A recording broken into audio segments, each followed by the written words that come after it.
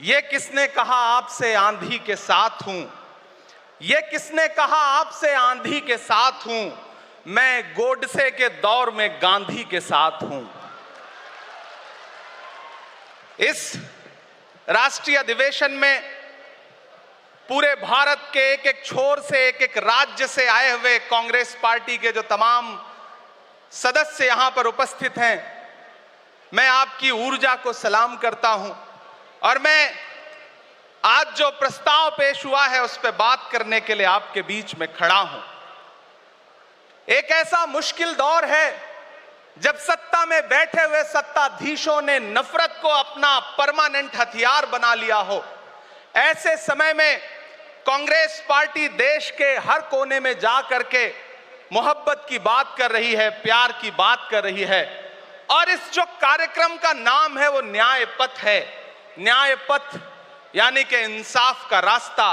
और उस इंसाफ के रास्ते पर अपने अतीत की विरासत को संभाल करके, संजो करके लेके चलता हुआ एक ऐसा न्याय का योद्धा जिसका नाम राहुल गांधी है, जो हम सब के लिए प्रेरणा का स्रोत है। मैं गुजरात में खड़ा हूं, जो महात्मा गांधी का गुजरात है, जो सरदार वल्लभ भाई पटेल का गुजरात है। तो मैं इस गुजरात में खड़ा होकर के अपने अतीत और अपने वर्तमान को मिलाता हूं तो मैं ये महसूस करता हूं और फख्र से सोचता हूं कि मैं वो हूं, मैं कांग्रेस का अदना सा एक वो सिपाही हूं जिसकी जड़ें जाकर के महात्मा गांधी से मिलती हैं और जिसके कदम जाकर के राहुल गांधी से मिलते हैं। मैं सौभाग्यशाली हूं कि मैं कांग्रेस पार्टी का एक अदना सा सिपाही हूं।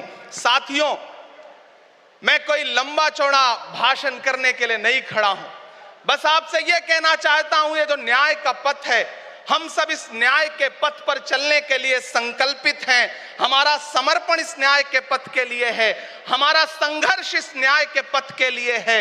मेरे भाई शशि थरूर जी बोल रहे थे, सचिन पायलट जी ने बोला, हमारी बहन गेनी बहन ने बोला, उसके बाद इमरान बोल रहा है।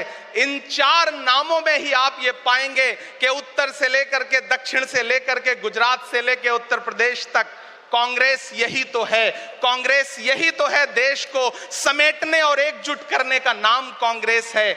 मुझे याद है कि जब कन्याकुमारी के साहिल पर खड़े होकर के, समंदर के साहिल पर खड़े होकर के हमारे नेता राहुल गांधी जी ने कहा था कि मैं 4000 किलोमीटर चलूंगा, एक नारा लगाऊंगा, नफरत छोड़ो भारत जोड़ो।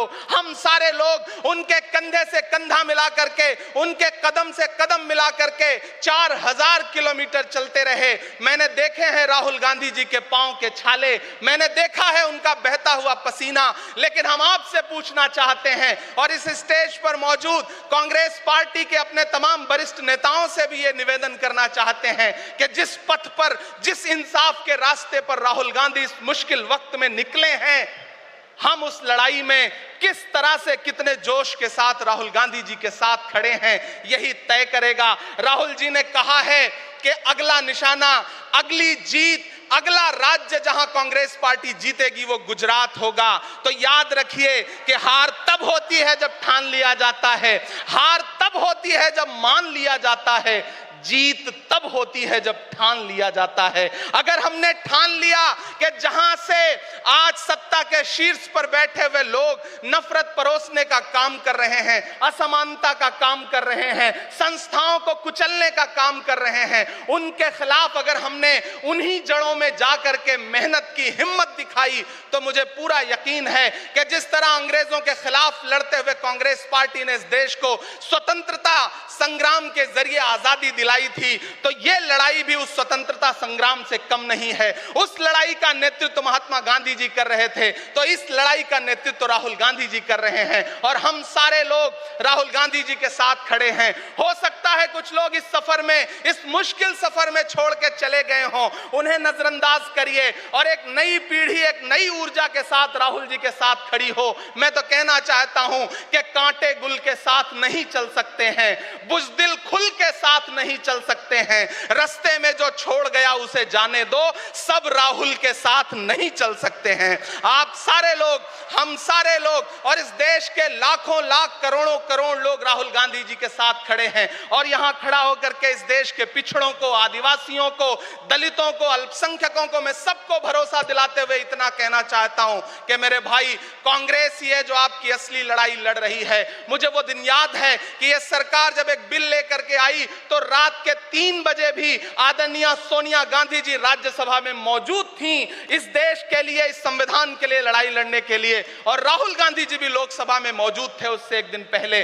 जिस संजीदगी के साथ वो लड़ाई लड़ रहे हैं, हम सारे लोग उनके साथ खड़े हैं। और मैं ज्यादा भाषण नहीं करूंगा, जाते जाते बस आपसे इतना कह के जाना चाहता हूं साथियों कि ये न्याय का पथ और एक छोटी सी कविता, और उस कविता का जो शीर्षक है, उस कविता का जो हीरो है वो मंच पे मौजूद है। मैं चाहता हूं पीछे तक एक बार दोनों हाथ उठा करके तालियां बजाएं। मैं अगले 1 मिनट के कविता सुना करके यहां से आपसे विदा लूंगा।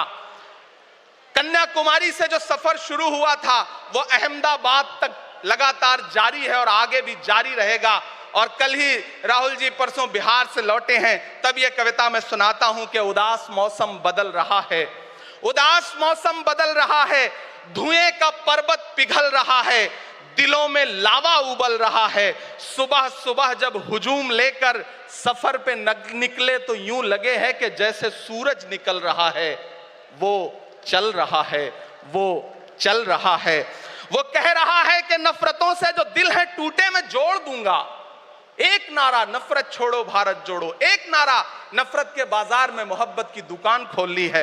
वो कह रहा है कि नफरतों से जो दिल है टूटे मैं जोड़ दूंगा। वो कह रहा है हर एक दरिया हर एक तूफान को मोड़ दूंगा। सुनो सितमगर न समझो डर कर मैं अपने लोगों को छोड़ दूंगा। सितम की गर्दन मरोड़ दूंगा। सितमगरों की हर एक ख्वाहिश हर एक साजिश कुचल रहा है। वो चल रहा है, वो चल रहा है। अंतिम पंक्तियां पढ़ता हूं कि जमाने भर की तमाम माओं ने हाथ उठाकर दुआएं दी हैं। जमाने भर की तमाम माओं ने हाथ उठाकर दुआएं दी हैं। तमाम बच्चों ने इस तपस्वी का माथा चूमा, बलाएं ली हैं। जो नफरतों का जहर भरा है ये बन के शंकर निगल रहा है। वो चल रहा है, वो चल रहा है। मोहब्बतों की किताब लेकर लबों पे अपने गुलाब लेकर, मोहब्बतों की किताब लेकर लबों पे अपने गुलाब लेकर, सुनहरे रंगों का ख्वाब लेकर वो आया है इंकलाब लेकर। बलाएं रास्ता बदल रही हैं, फजाएं खुशबू में ढल रही हैं। ये नफरतों का निजाम बदले, हिकारतों का कलाम बदले।